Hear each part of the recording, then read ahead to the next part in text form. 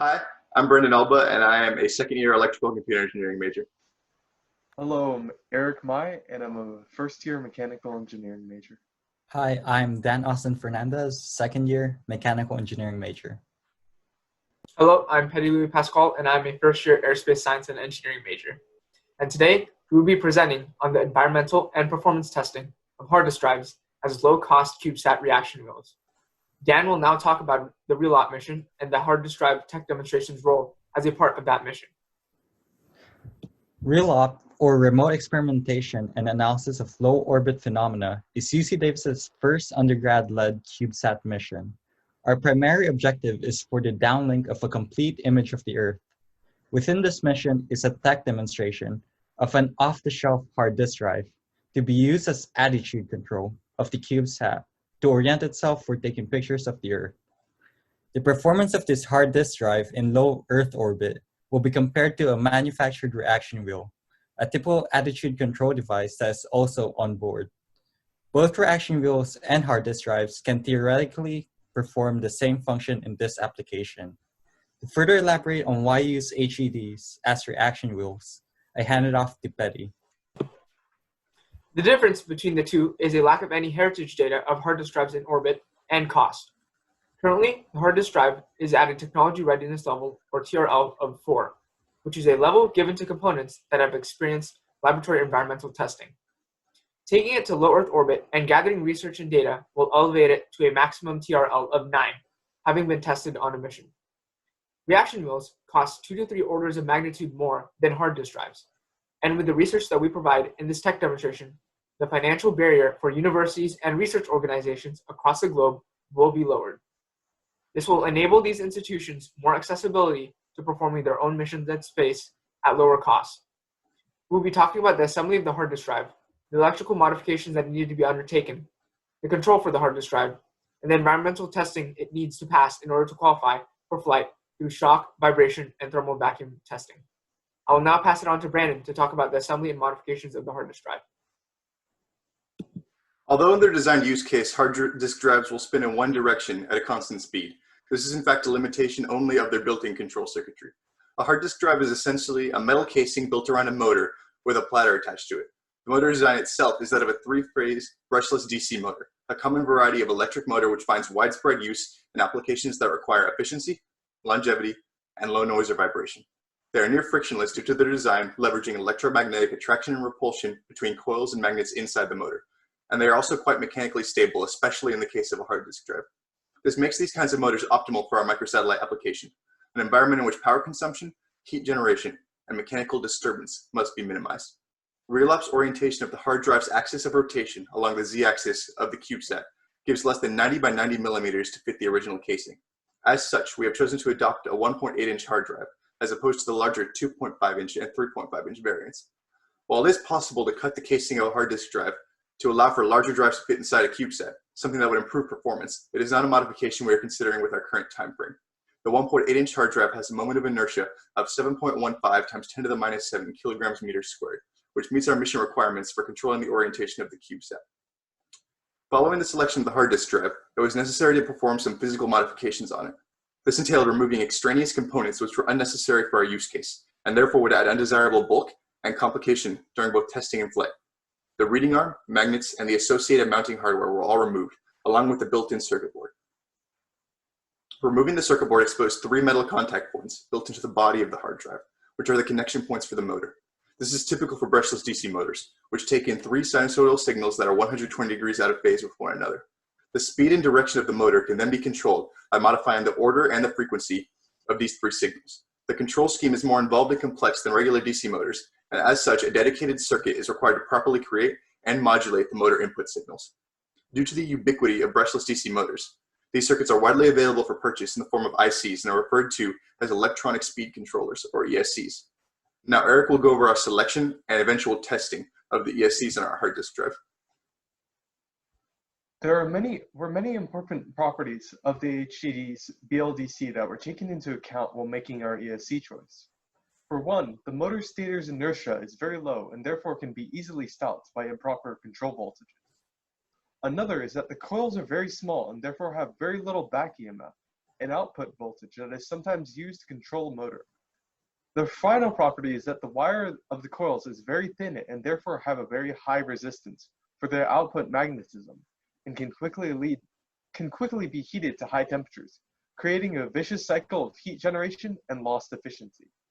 This made an important feature for our selected ESC, the ability to output fully sinusoidal control voltages, which would drastically increase efficiency and speed control precision. Another high priority feature is a type of built-in current/acceleration limiter that would allow us to prevent heat buildup from quickly executed changes in speed. Initially, consumer-grade BLDC ESCs were used, most of which output extremely jagged and square-shaped waveforms. When using this ESC, fairly high unexpected high voltages of 11.4 volts in current levels were needed to be used, or else the hard drive would jitter instead of spinning. This was likely due to either the low inertia of the spindle and small magnetic forces in the hard drive BLDC. This possibly would create issues where the square-shaped waveforms emitted from the ESC would unexpectedly stop the hard drive. Another issue could possibly be that the small phases were creating back EMF signals that weren't detectable by the ESC's driving mechanism. This combination created excess heating and wasted current, both of which is very undesirable in our application. However, these results were serviceable and therefore are used for testing. Meanwhile, a new ESC is being tested in order to replace the commercial ESC. We chose the DRV-1098-3, a bare-bones IC developed by Texas Instruments for its fully sinusoidal control voltages, extensive documentation, and highly configurable nature. These aspects would hopefully increase the efficiency over the commercial ESC and therefore generate less heat. Using the guidelines laid out by the DRV-1098-3 datasheet, the PCB was designed in Autodesk Eagle, manufactured via OSH part, and soldered. Immediate testing saw that reprogramming was necessary for it to function properly, as the HDD merely jitters instead of spinning due to a variety of incorrect arguments. This process is currently taking longer than expected due to an issue with communicating over the I2C interface, which is likely due to a burnt-out chip. This is why it is important that testing has continued with the commercial ESC, as well as the default ESC on the hard drive, testing of which Petty and Dan will now talk about. After these electrical modifications are made, the hard disk drives will need to be tested in accordance to NASA General Environment Verification Requirements, or NASA GEVS requirements. 2 main areas of testing need to be conducted: shock, vibration, or vibe for short, and thermal vacuum, or TVAC for short. Pyrotechnic shock is the type of shock experienced by spacecraft in fairing and spacecraft deployment on a rocket. This shock is characterized with low-duration, high G-force events. Tests were conducted in-house through drop tests between 8 to 16 feet, as shown in Table 1. The hard disk drive was tested after each test to determine its operability. Conducting these preliminary tests were important to gauge the amount of acceleration induced upon a hard disk drive at impact from drop-in. From the results gathered at 16 feet, the hard disk drive experienced approximately 160 Gs. Future plans involve more in-house tests, with dropping at greater heights and using an accelerometer to more accurately match spacecraft shock conditions in rocket flight. In addition to surviving those pyro-shock conditions, the hard disk drive needs to be qualified for several shock test-related NASA GEVS requirements. These requirements involve 2 actuations of the hard disk drive for self-induced pyro-shock and over 3 decibels over the limit of pyro-shock on each axis twice for externally induced pyro-shock. In addition, these tests are to be performed at 100 Hz to 100 kHz with a Q factor of 10. This Q factor is for an under-dampened system. Currently, we have not conducted any vibe testing, but in the future, vibe tests involve sine sweep, sine burst, and random vibrations will be conducted at the NASA Ames Research Center to qualify the hard disk drive for flight in accordance with the NASA GEVS requirements. I will now be passing it on to Dan to talk about TVAC testing. The satellite will experience vacuum in a range of extreme temperatures during launch and in space. The thermal vacuum testing ensures that the HDD will survive this process. Our thermal testing was conducted at the UC Davis Advanced Materials Research Laboratory. between temperatures ranging from room temperature to 150 degrees Celsius.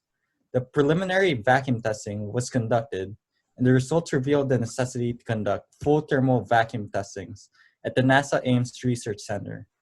The NASA GEVS requirements list a vacuum requirement of less than 1.33 millipascals and a thermal requirement of negative 16 degrees Celsius to 80 degrees Celsius. For thermal testing, we used 4 heaters. We added heaters as needed and increased the voltage up to 4.8 volts each to raise the temperature. We reached 4 heaters each at 4.8 volts, reaching 137 degrees Celsius before the HDD stopped spinning. The HDD stopped working due to the cable's connection to a failsafe that turns off the HDD after reaching a temperature threshold. To combat this, we directly soldered the cable and bypassed the failsafe, which will be used for further testings. We were able to test 2 models, a Toshiba MK308JL and an MK608JH, which both failed during repressurization, but not during depressurization, so we concluded that our testing was not sufficient, as the airflow rates were not the same. We were able to produce a maximum depressurization rate of about 0.0 psi per second, compared to the maximum Antares rocket depressurization rate of 0.20 psi per second. In this figure, we compared our depressurization profile compared to the Antares depressurization profile. And our goal is to be able to create an environment that can replicate the depressurization profile similar to the Antares up to a final pressure of 1.44 psia. For our conclusion, I hand it off to Eric. Our hope is that this project will be a step in creating easy to develop, inexpensive, and viable solutions to satellite attitude control via reaction wheels. With further modification, testing, and success, these hard drives would decrease the price and facility threshold for adding reaction wheels to CubeSats. Currently, our further developments are as follows. All future testing will use the custom ESC once it has been optimized. Shock, vacuum, and thermal testing will continue to be conducted. T-back and vibration testing will take place once better facilities are acquired, and further modification of the hard drive casing to make it smaller and more lightweight will be considered. With that, thank you for listening.